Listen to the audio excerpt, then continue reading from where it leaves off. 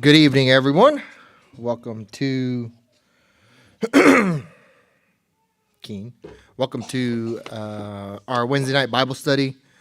Just had a good meal,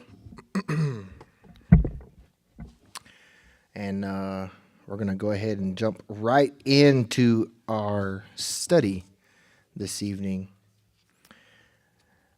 The author of this study, not the Arthur, the author, said, what is, if I had known then what I know now, and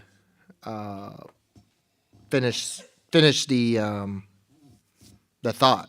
What is something you did that in hindsight you would have done differently now that you have more life experience? What's something that we not so much regret, because that's probably a feeling that we can not a feeling, but something that we can take to God and rectify forgiveness and all that. But what is something that we've, even recently, something that we've done that we probably, after reviewing it a little bit more, would do differently? And you all online can just, well, if you want to share, let us know. Two things come to my mind, and it's not so much regret, but kind of. When I made the basketball team my freshman year and I quit, I shouldn't quit. I should have stuck with it because I quit due to playing time. There was guys that were in front of me that I thought I was way better than, and I wasn't getting playing time, so I just focused on football, so I quit. Later on, those guys ended up quitting, and there wasn't that many people that were in my grade that were playing. So in hindsight, it's like, man, if I just stuck with it, probably could have, finished out. And the other thing is, I never played baseball. Not in Little League, not in, never, ever, ever, ever, ever, ever. And that's one sport that I don't really like, but I think if I had played it, I would have really enjoyed it. So that's something that I've always looked back at and wish I would have given that a shot or played a little bit. My mom was really good at softball. So those are two things that come to my mind. Well, and that's good. And what was shared by our brother here was maybe the wrong choice to drop out of a sport that they probably spent some time on, right? I don't know if there was tryouts or whatnot, but in the bigger schools, there's a system, and you have to buy into that system. And one of those gates in the, or I don't know how you would say it, one of the access ways is to try out. And to do that, you have to practice. You have to understand what is being asked of you. You have to demonstrate. You have to demonstrate to the coaches and to those that are selecting you that you are able to. Not that you can win or that you can do great things, which you might be able to do, but that you're able to understand what is being asked of you. And that takes commitment. That takes faith sometimes, right? So in Genesis chapter 12, verses 1 through, the study goes over quite a bit. And we'll touch on a few verses, but just 1 through 5. So in verse 1, we see where there's a call, right? It says, the Lord said to Abram, go out from your land, your relatives, and your father's house to the land I will show you. I will make you into a great nation. I will bless you. I will make your name great, and you will be a blessing. I will bless those who bless you. I will curse those who treat you with contempt, and all the peoples on earth will be blessed through you. So Abram went as the Lord had told him, and Lot went with him. Abram was 75 years old when he left Haran. He took his wife Sarah, his nephew Lot, all the possessions they had accumulated, and the people he had acquired in Haran, and they set out for the land of Canaan. We're going to see here an opportunity. One of the things that we see when we're touching on the subject of regret or things that would have done in hindsight differently if we would have known about them, right? Is we have an opportunity to be able to do something for the Lord.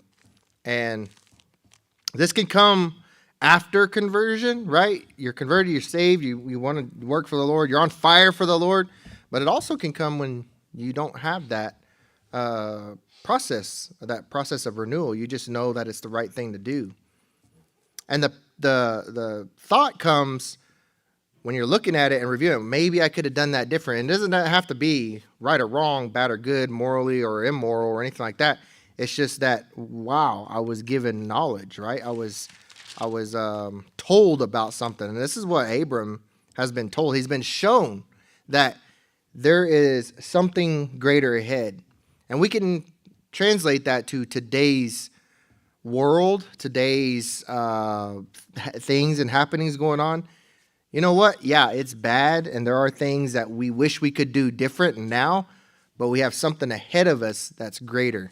What God has done for us in the past, yes, we're thankful, but he's called us to a greater purpose. And that's what Jesus was trying to tell his disciples. He said, you're going to be able to do greater things than what I'm going to do, what I'm going to show you, right? He had to perform miracles in front of people for them, and some of them didn't even believe. He had to perform miracles right in front of their eyes, healing, taking away stress, Some people couldn't function right, and because of society, the way they expect us to operate, it was hurting them. And not just they couldn't do things to make a living wage or anything like that, but they literally could not get respect. They couldn't exist in society. And we can see that today. There are people that are shunned. That's why it's good to hear prayers about those that are battling addiction and all these things or whatnot.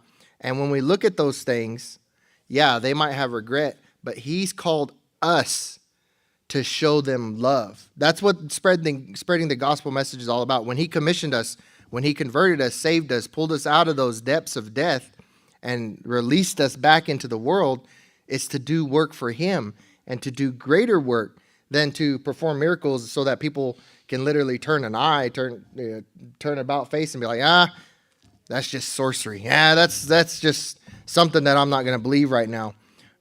We could testify about what he's done for us. And here, Abram is being called to that same purpose. He says, I will make you into a great nation. I will bless you. I will make your name great, and you will be a blessing. And he goes on and he says, to those that all the ones on earth. And he had to have that faith. See, and when we're called to those things, what we recognize instantly when we look at those decisions, those past mistakes, or however you want to categorize it, right? We say, we had an opportunity. We had an opportunity to do something different. As it was shared, right?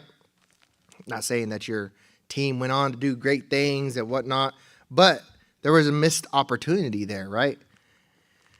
Those aren't the only opportunities in life. And what he is trying to stress here, what is recorded here, and what the Bible study author wants to really bring out of this is that there comes another opportunity. It's not over. That isn't all there is to live on. And that's something that I struggle with when people are talking about, past mistakes or however just a situation like that. What I struggle with is telling them, get over it, because there might be something that's troubling them, right? I know that from my own experience, losing the lives of my family members and most recently my mother, death has touched my family a lot. And so I wouldn't say that I'm accustomed to it, but I know how to deal with it because I had a rough time those first few months there. I didn't deal with it. And I recognize that now, as I wish I would have went to somebody and explained and all that. See, what I deal with now is, those things linger on, those feelings are hard to deal with and whatnot. But now I can say, you know what? I can be present in the moment and I can ask, are you okay? Are you doing better? What do you need? How can I help? Because that's what God did for me. He was able to help me carry through those things. There's a famous poem that's always written on like those artsy pictures and stuff like that, but it usually has footprints. And I can't remember what it exactly says, but it says it's a poem and it starts out, "Where was you?" And it's talking to the Lord. Where was you during all these times when I had to go through sickness? I had to go through all this, and I'm paraphrasing this, and I don't know if that all that details in there, but basically the question is, where was you? Because the footprints in the sand, there's only one set of footprints. And it's powerful because later on it says, those was when I was carrying you. It wasn't, you weren't walking alone. I was carrying you. And that's powerful to me because at times we don't even realize when he's taking care of us. This whole time he was setting up Abram to be able to do something great, to be able to give him all these experiences, to be able to learn, right?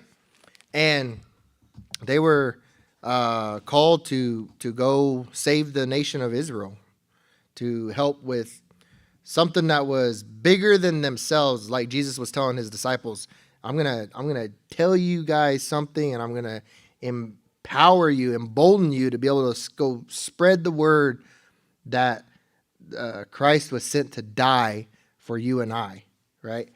And then so when we're thinking about, man, maybe we could have done something different, we can do something different now. And that's the point.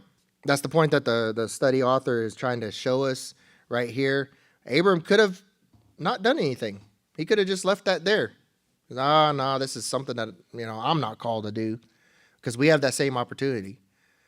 When there's opportunity in front of us, let somebody else take care of it. There's probably never anybody else that's going to take care of that, especially when God is talking to you and calling you out to take care of those things. There's nobody else. That's why he wants you to be a part of it. He wants you to be a part of the kingdom, to be able to testify about what he's done, about what he's going to do, and about being able to serve him. It's not easy, and it's never easy. Any of those things are never easy. How hard was it for him to just, right here, it says 75 years old when he left Haran.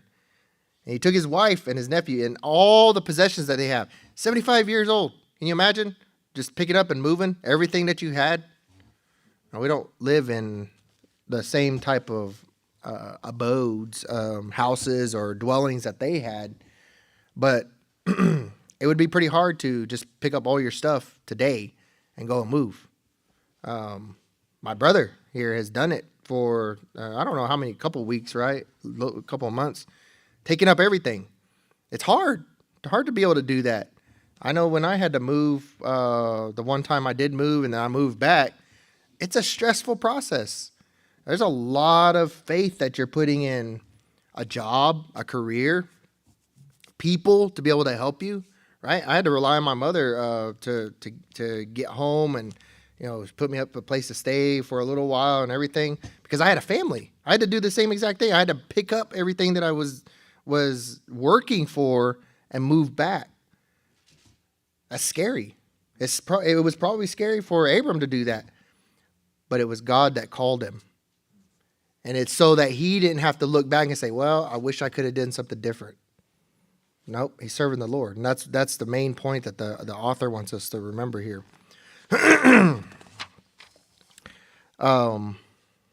Let's see here. I got a little bit more time. And he skips around. So, here, there's going to be a really, really, I guess a good part, but it's going to reinforce what he was talking about. So he skips past the part where Abram settles down and everything. As he goes into 13, it says, Then Abram went up from Egypt to Negev, he and his wife and all he had, and Lot with him. Abram was very rich in livestock, silver, and gold. He went by stages from the Negev to Bethel, to the place between Bethel and Ai, where his tent had formerly been, to the site where he had built the altar.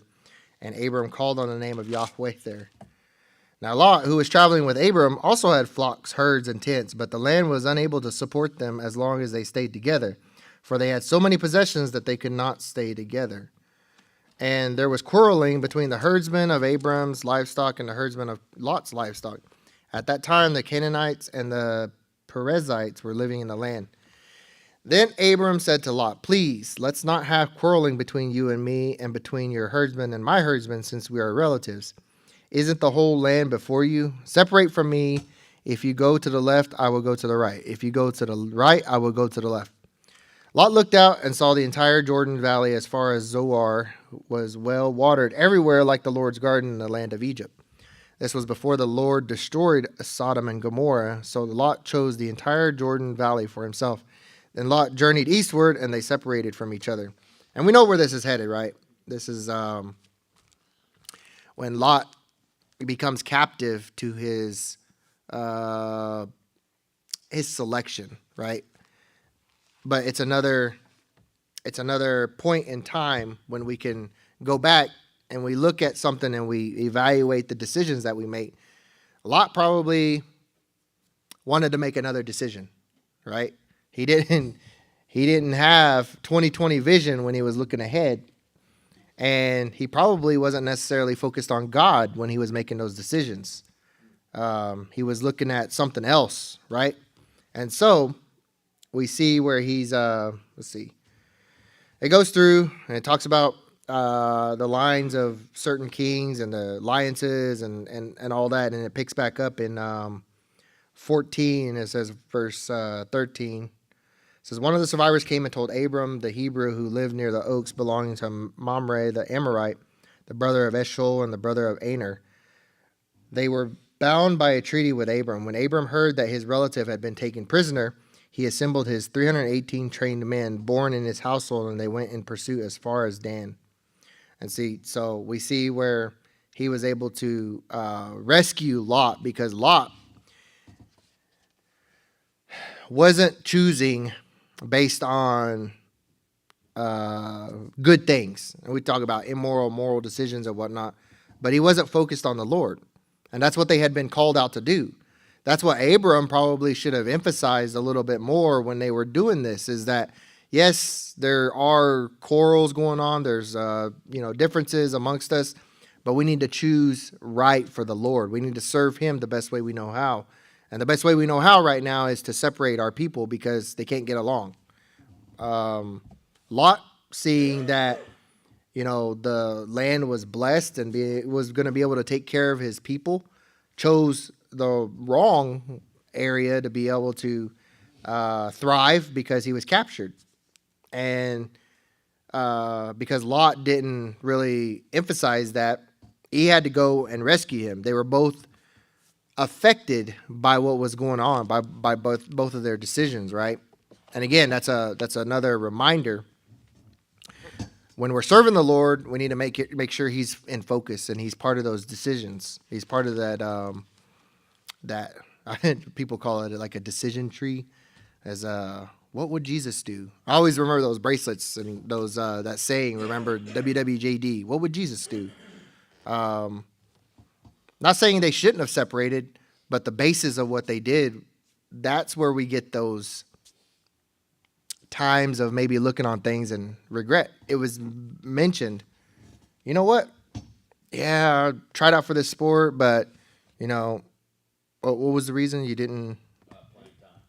You didn't. See, that's not. Is that, coach? Is that a good enough reason nowadays? No, Why? because you shouldn't quit something that you started, regardless of what happens. You started something. I tried out for the team, made the team. Stay with it, see what happens. Don't quit because you're not playing. Yeah. You had an opportunity to be a part of something, right? Abram, he might have had those same thoughts. You know what? This following the Lord stuff, man, I'm not cut out for it. I'm not getting enough playing time, coach. If he didn't stick around, what would have happened? Would have went to somebody else because God needed to rescue his people. And so we need to follow God. We need to understand that he's part of our decisions too. He needs to be there when we need to put our faith in him when we're trying to serve him, instead of putting our faith in something else and trying to serve him and trying to do something else for ourselves. It doesn't work out. It leads to conflict, just like what was being said with the herdsmen and stuff. That's what that really represents, is that internal strife. Sometimes it might be about resources and everything, but it's about who's getting better, who's doing stuff better. And we shouldn't let that internal strife guide our decisions solely. We should try to help out. We should try to be a part of what the Lord has in store for us. So, any questions? Any comments? All right. We didn't make it through the whole lesson, but it's part of the Explore the Bible Winter Bible Study. So, for those of you online, we're going to go ahead and end this portion. Again, we're going to invite you. Join us on Sunday at 11 with our main worship service. We have a meal coming up. Stay tuned for the details. But if you want to join us on Wednesday evenings, we eat every Wednesday evening. So we start at 7, usually get done right around 7:30, come up here and do Bible study, and then we go into our time of prayer. This is our night to submit prayer requests. So if you have any prayer requests, go ahead and leave those in the comments. Message us, let us know. Otherwise, we'll see you later.